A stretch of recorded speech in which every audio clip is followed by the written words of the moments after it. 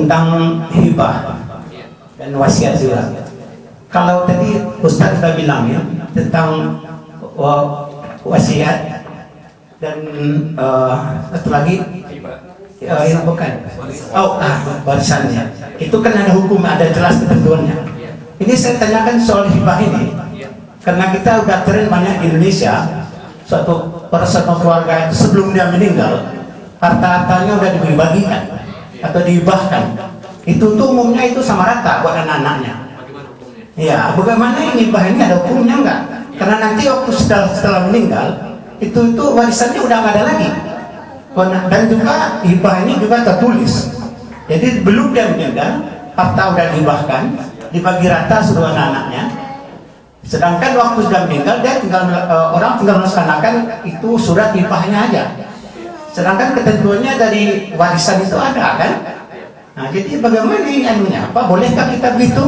Karena peraturannya, jadi aturan hibah bagaimana melakukannya? Dan lagi pertanyaan satu lagi soal hukum. Tadi Ustaz membilangin kita harus hukum Allah yang kita patuhi. Tiada hukum lagi dari hukum manusia. Sedang kita hidup ini di dunia ini kan kita ada peraturan hukum-hukum manusia yang kita patuhi juga. Jadi bagaimana hukumnya ini? Karena Ustaz tadi bilang kita tidak boleh mematuhi hukum manusia. Saya tidak bilang begitu. Saya bilang jangan mendahulukan. Nah, oke lah ya. Terima kasih Ustaz. Yang gitu aja. Assalamualaikum warahmatullahi wabarakatuh. Baik, yang pertama tentang masalah yang kedua dulu yang saya jawab.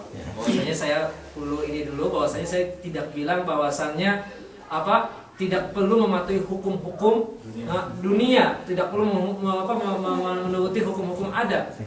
Hukum adat, hukum dunia atau hukum-hukum yang lain bisa kita turuti, bisa kita taati, ya kan?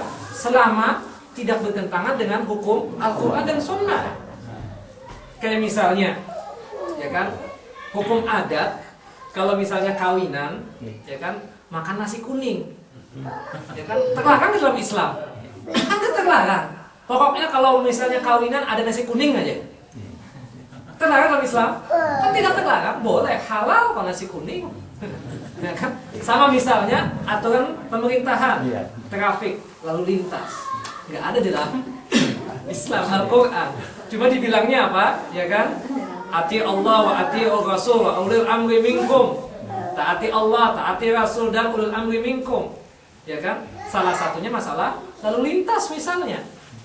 Ya kan? Artinya yang berkaitan seperti itu kan tidak bertentangan dengan Al-Quran, ikuti, nggak ada masalah.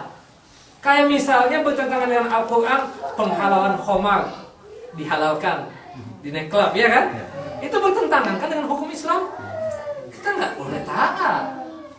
Penghalalan riba, penghalalan zina, ada misalnya tempat prostitusi atau tempat pelacuran yang dilegalkan, haram dalam Islam. Kita mau taat seperti itu? Tidak, abadan. Kita nggak mau taat yang seperti itu.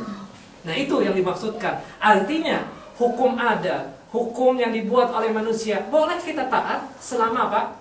Tidak bertentangan dengan hukum Allah dan Rasulnya. Tapi ketika bertentangan dengan Al-Quran dan As-Sunnah, bertentangan dengan hukum Allah dan Rasulnya, haram untuk kita taati. Siapapun yang memerintahkannya. Mbak ya? Bukan berarti kita hidup di dunia ya, perlu hukum-hukum seperti itu. Iya, hukum kriminal juga kan ada bertentangan dengan Al-Quran. Lah iya, artinya kriminal. Kita jangan mengembang nanti. Jadi muskilah nanti ya.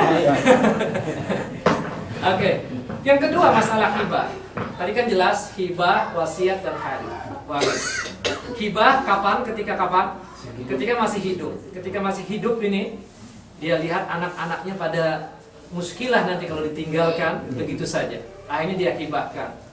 Untuk si Ahmad rumah yang di Menteng, untuk si Aisyah rumah yang di Polania, untuk Zainab rumah yang di Medan.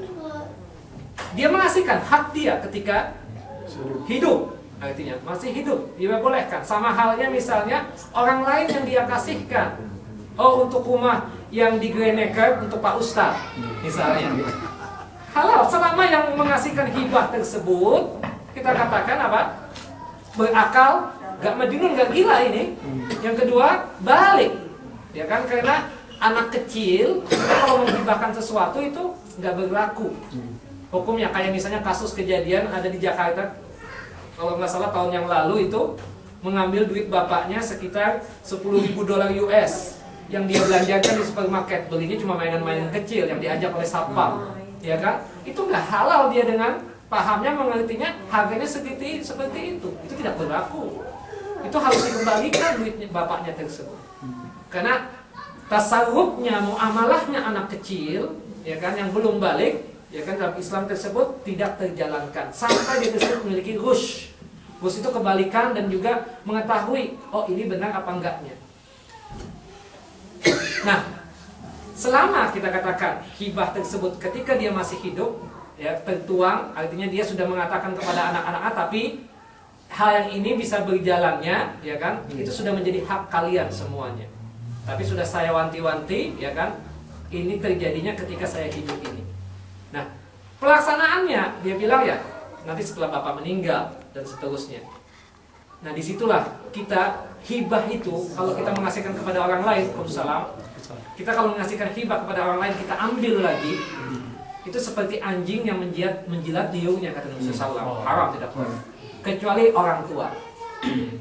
Kecuali orang tua, dia menghibahkan sesuatu kepada anaknya, kemudian dia ambil lagi, dibolehkan. Dibolehkan. Kecuali orang tua. Tapi kalau untuk kepada orang lain, haram, tidak boleh. Kalau sudah dihibahkan, sudah diwakafkan, nggak boleh diambil lagi. Memasuk dosa besar. Nah, jadi hibah-hibah yang ada tersebut ya kita katakan berlaku ketika, karena prosesnya ketika dia masih hidup. Ya. Nah, sedangkan wasiat kan dalam Islam jelas, wasiat itu berlakunya setelah dia meninggal. Dan wasiat tidak boleh lebih daripada sepertiga. Sedangkan hibah boleh lebih daripada sepertiga. Karena hibah tersebut ada kemungkinan dia dapat yang lain. Hari ini menghibahkan motor, tahu-tahu dia besok dapat mobil. Kita nggak tahu rezekinya manusia.